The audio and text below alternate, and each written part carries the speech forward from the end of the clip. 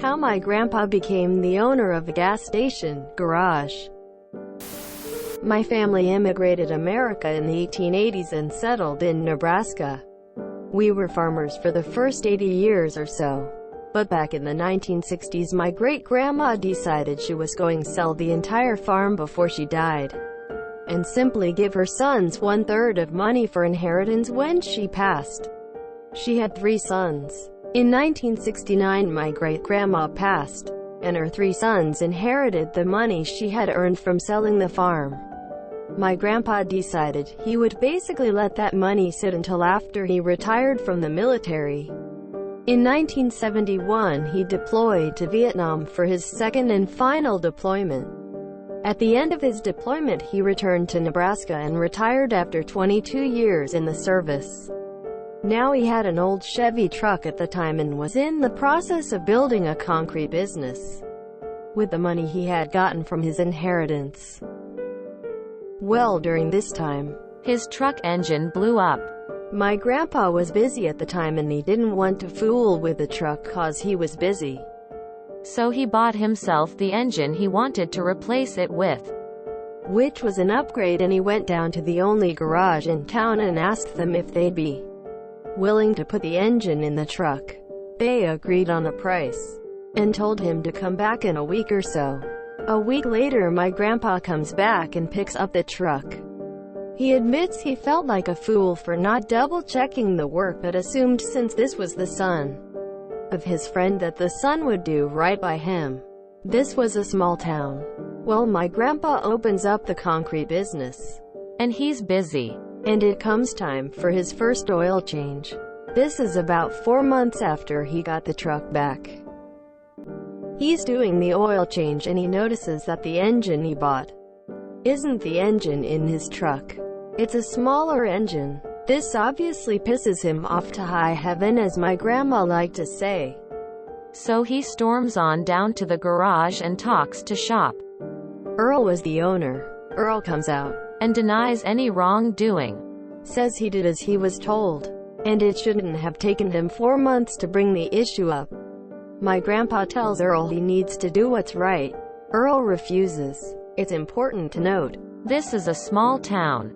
Written contracts and so forth really isn't a thing. Your worth is your word. My grandpa tells Earl he's going to get him for this. Earl laughs and tells him to leave his shop. My grandpa goes down to the county and requests the record for who owns that gas station. Turns out it's an old family friend named Harold. My grandpa stops by Harold's house and starts inquiring about the business deal Harold has with Earl. Harold says, well, Earl rents the gas station garage from him. My grandpa asks Harold how is everything going, and Harold confides that Earl hasn't paid his rent in 2 months. My grandpa asks, do you have a written lease with Earl? To which Harold goes, nah, I sure don't. My grandpa then asks, what if I bought the gas station garage from you? Quote, Harold isn't completely on board with the idea, but my grandpa makes a strong point. Earl isn't paying his rent. Harold doesn't seem like he has much interest in being a landlord anymore. And my grandpa has the cash to buy the place outright. Harold, sensing something is up, asks my grandpa, did Earl do something to you? You seem awfully interested in this garage. Ain't you busy with that concrete business of yours? And my grandpa fills Harold in on the story. My grandpa also mentions that he has a son, my father, who needs something to do, and he'd be happy to buy the whole building from Harold for a fair price. And what happens after that is his business. Also, it's important to note, when Harold decided to rent this business to Earl, in that deal went all the equipment and tools that Harold had acquired over the years, so those belonged to the building. Harold and my grandpa came to a number that they both agreed on. A few days later, my grandpa paid Harold in cash, in full, for the business. The paperwork is done and my grandpa is now the proud owner of a gas station and mechanics shop. Now my grandpa senses that Earl ain't going to be too pleased when my grandpa fires Earl, so for extra good measure, my grandpa calls up the local sheriff, who is a high school friend, and asks the sheriff to come with him to break the news to Earl. So my grandpa and the sheriff go down to Earl's now former business and they walk in, and before my grandpa can even say hello, Earl says, "Now I told you. I didn't cheat you." My grandpa smiles and says, "I'm not here about my truck. I'm here to fire you." Earl, with a look of confusion on his face, asks, "You can't fire me.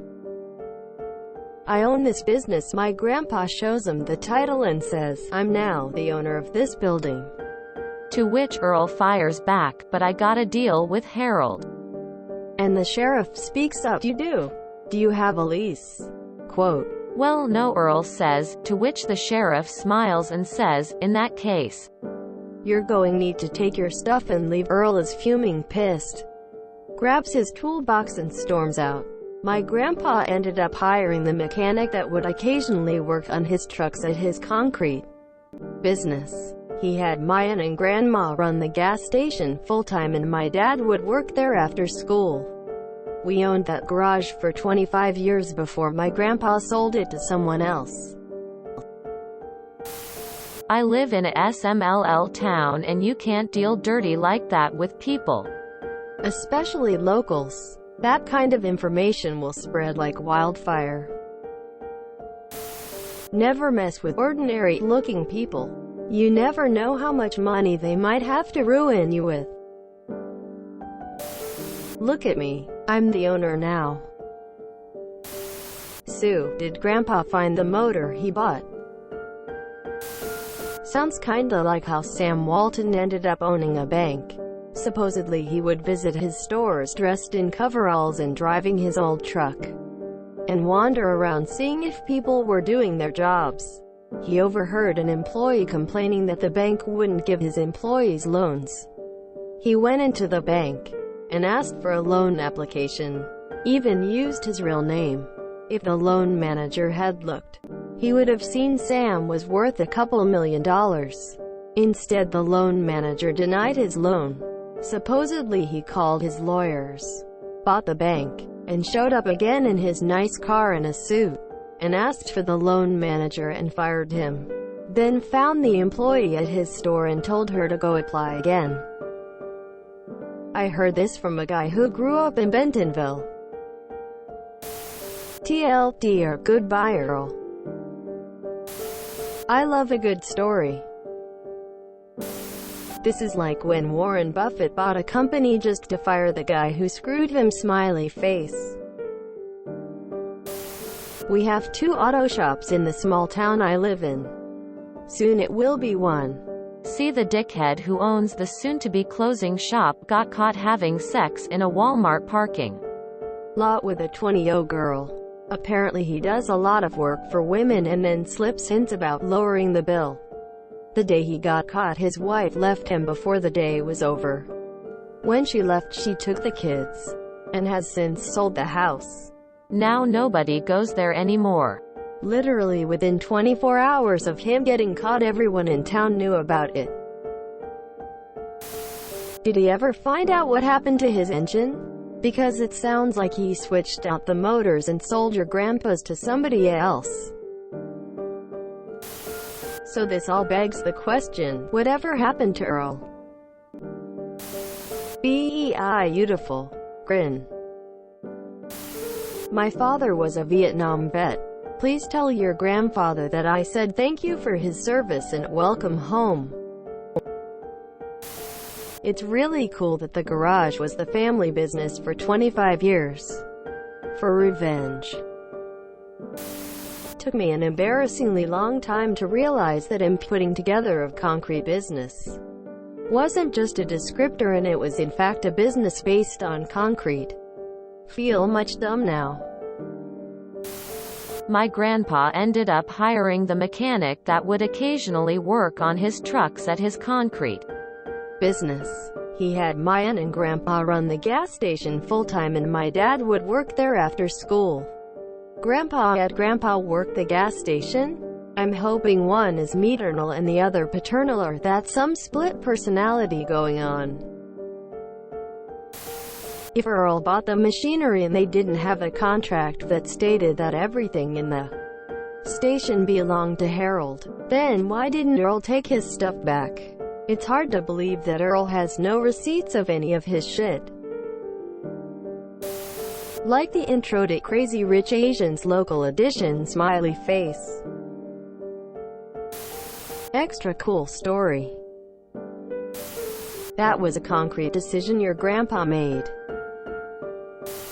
If you enjoyed this video, please check out our playlists full of similar content. Epic Aircast is like doom scrolling for your ears.